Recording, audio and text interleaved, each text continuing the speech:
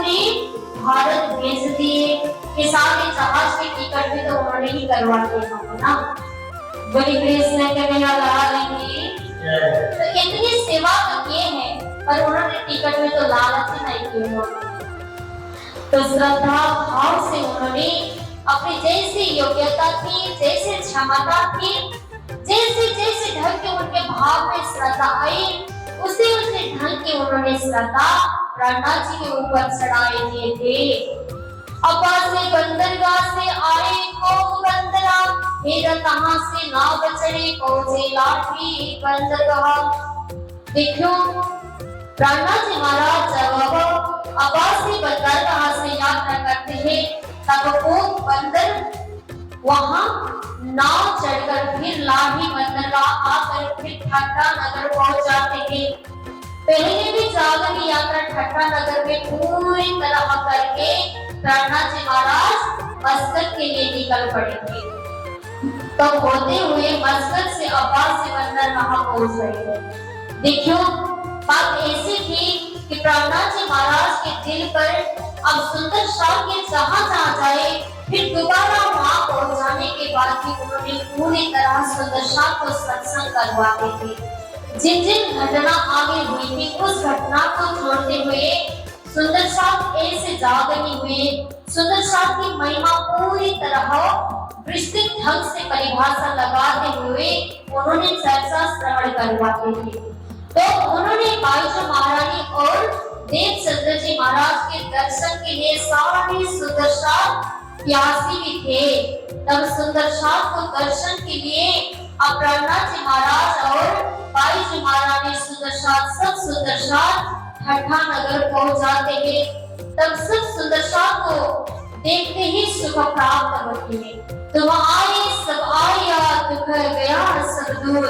हमारे अंदर जब प्रहलाद जी महाराज के दिल की रोशनी झलकती है ना स्वामी जी, तो हमारे अंदर की जितनी भी दुख है, पीड़ा है, भ्रम है, शंका है, ये सारी चीज हमसे दूर हो जाती है। चाहे हमारे दर्द शरीर में क्यों ना हो जाए, ये भी हमसे दूर भाग जाता है। ऐसी ऐसी चर्चा सुंदर शाह अपने भावों से भी प्रकट करते थे। श्री जी और बाई जी और साका सब तत्परा बैठे तो आरोप ने ठाकुरी बाई के घर।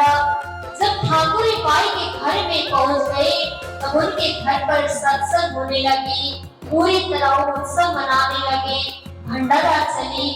तब सब ऐसे प्रकार से मस्कत बंदरगाह की और आवासी बंदरगाह की पूरी घटना में तक वहां पर माऊजी भाई के प्रसंग भी आ गए, क्योंकि ऐसे शराब पीते थे, ऐसे मांस मछली खाते थे कि उनके रसोई पर पूरी तरह मांस मछली चलता था। पर ऐसे जो पुरुष थे उनके घर पर सब सारी चीज था, पर अंत में घड़ी में जाकर उन्होंने ऐसे व्रत रखे। तब उन्होंने 3 दिन के बाद में इस प्रकार जागनी हुई। ये सारी विस्तार की घटना तब प्रहलाद जी महाराज ने ठट्टा नगर में कह दी। तब उन्हीं के घर पर मस्कत बंदरगाह में जो घटना घटी थी, तब वो भड़साली की भी बात वहां पर प्रहलाद जी महाराज ने कर दी।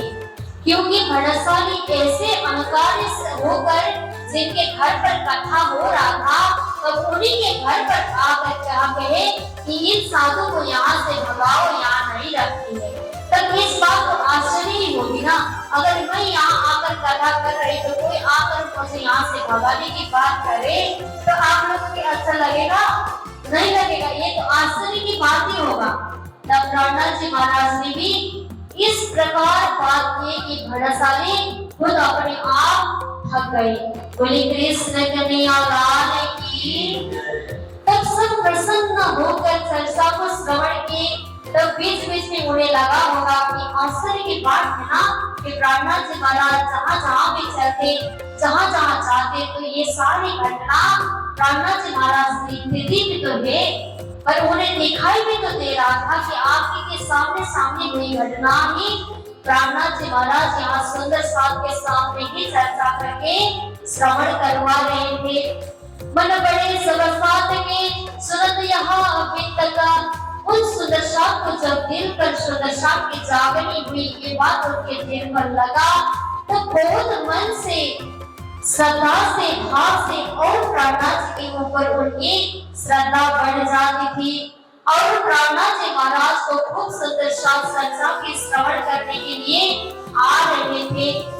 आते जाते चलता रहता था कि प्रार्थना जी महाराज को सुना ही कोई नहीं चाहते थे। प्रार्थना जी को जहाँ जाते थे चर्चा ही करवाने की बात करते थे, बैठते थे, उठते थे, खाते थे, पीते थे, कोई भी समय उन्हें चर्चा में उनका दिल मस्त रहता था, कोई चीज की परवाह नहीं था।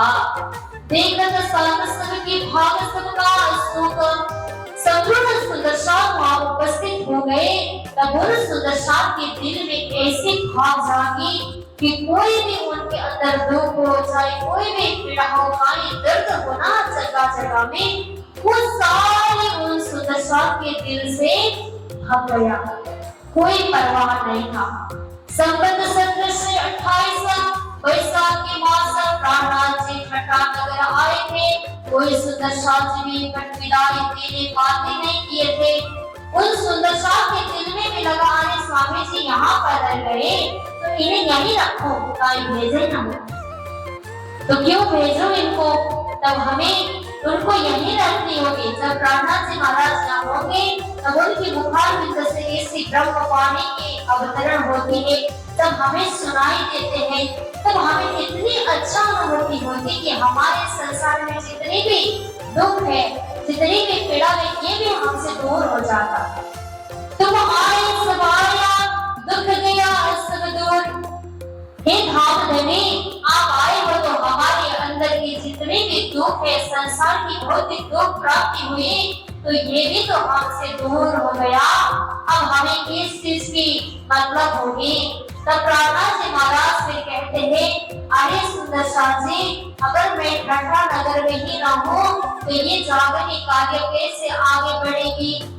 मुझे तो सद्गुरु महाराज की ऐसी कृपा की बातों को पूर्ण करनी है जिनमें साफ बरपाई की आत्मा है, जो ब्रह्म आत्मा उनके अंदर बैठे हुए संसार में मस्त में पर धाम पर वो रो रही है, जिनके ऊपर वहां भी राज्य महाराज के सामने उनकी खड़ा करनी होगी।